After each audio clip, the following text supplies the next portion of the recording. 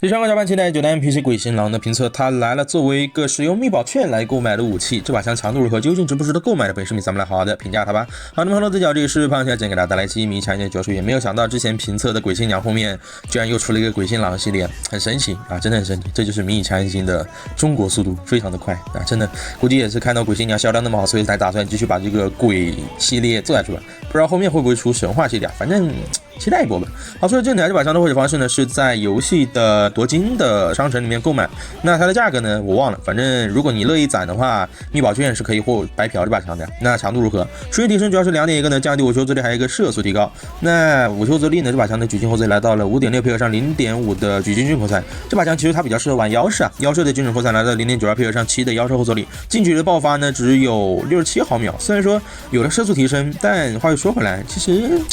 对比于 UZI 这种50毫秒的变态，还有维格多60毫秒这种变态来讲，区别还是有的。但怎么说呢